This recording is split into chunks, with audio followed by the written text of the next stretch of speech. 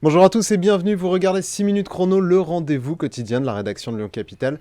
Et aujourd'hui on accueille Philippe Cochet, bonjour. Bonjour. Alors vous êtes président du groupe LR à la métropole de Lyon, le premier groupe d'opposition, vous êtes aussi maire de Caluire.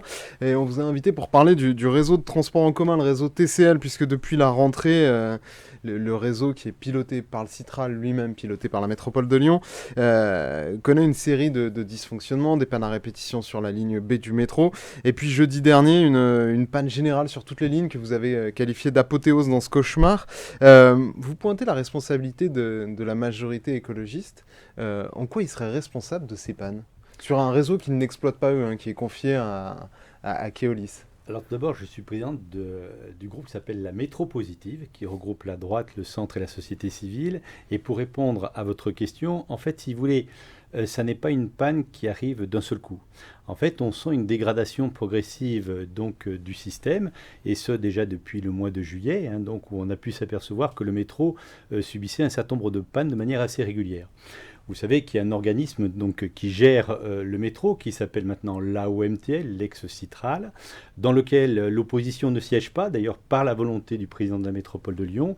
Et nous, ce que nous demandons simplement, c'est des explications. Enfin, Il peut y avoir des explications techniques et autres, ouvrons une mais on veut parenthèse, il se savoir. dit prêt à vous faire rentrer dès que vous le souhaiterez. Non, mais c'est-à-dire qu'il ne veut pas nous faire rentrer de manière proportionnelle. C'est-à-dire que, grosso modo, il refuse qu'il y ait une représentation proportionnelle de ce qui s'est toujours passé depuis que le Citral existe.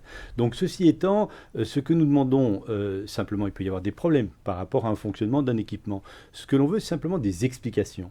Et j'ai posé la question, en tant que président de la métro positive, au dernier conseil métropolitain, en disant quelle est la situation au niveau du métro B. On parlait à l'époque simplement du métro B avant qu'il y ait le clash général. J'ai posé la question en début de conseil et en fin de conseil. Je n'ai eu aucune réponse. Ça n'est pas très sérieux. Et je pense qu'aujourd'hui, l'exaspération des grands Lyonnais qui sont confrontés à ces pannes successives eh bien, devient absolument insupportable. Mais vous pensez qu'elles sont dues à quoi ces pannes? Quelle pourrait être la responsabilité des écologistes de ne pas mettre assez la pression sur l'exploitant Keolis? Ben, écoutez, j'aimerais bien pouvoir vous répondre à cette question. Le problème, c'est qu'on est exclu des lieux où les décisions se passent et où l'information existe. C'est-à-dire que je suppose qu'au sein de la MTL, il y a quand même des informations qui existent. Simplement, j'ai lu la presse, comme tout le monde, et j'ai vu que le président de la métropole, le président du Citral, convoquait la responsable au niveau de Keolis. Enfin, dans ce genre de situation, on n'attend pas aussi longtemps avant d'avoir un certain nombre de réponses. Qu'il y ait des dysfonctions ou des problèmes, ça peut se comprendre, mais ce qu'il faut, c'est savoir quelles sont les mesures correctives, à partir de quand peut-on être sûr de la fiabilité du métro. Enfin, c'est le b.a.-ba quand on est en responsabilité. Vous pointez des dysfonctionnements depuis le mois de juillet. En revanche, si on prend une période beaucoup plus large, moins de 1% des trajets en TCL sont perturbés par des retards ou des incidents voyageurs. On est sur des taux de retard qui sont globalement plutôt acceptables par rapport aux autres grandes villes. Euh, pour vous, le réseau, il dysfonctionne vraiment? Le réseau dysfonctionne déjà depuis le mois de juillet. C'est ce que je vous dis, notamment au niveau des métros.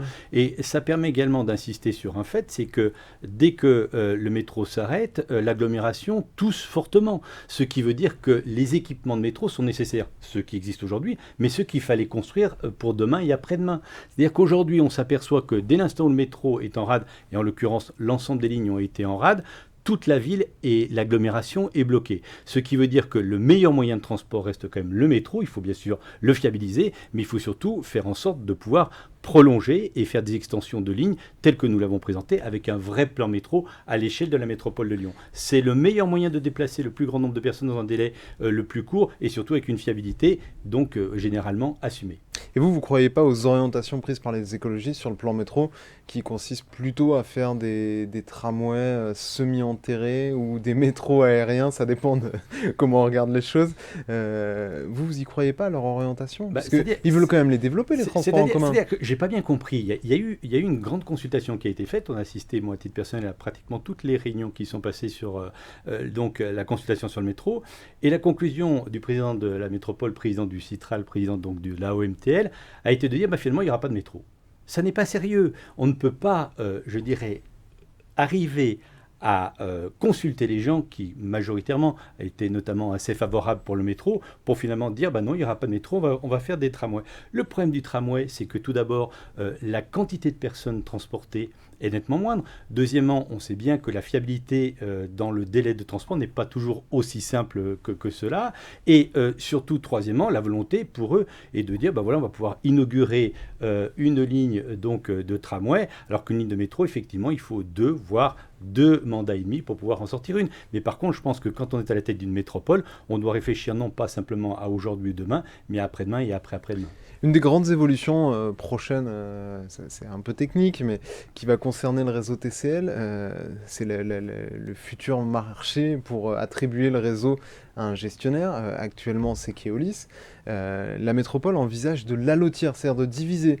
Ça pourrait être un intervenant sur telle ligne de métro, un autre sur telle ligne de tram, un autre sur le réseau bus. Est-ce que vous êtes favorable, vous, à cet allotissement du marché des transports en commun dans la métropole de Lyon ?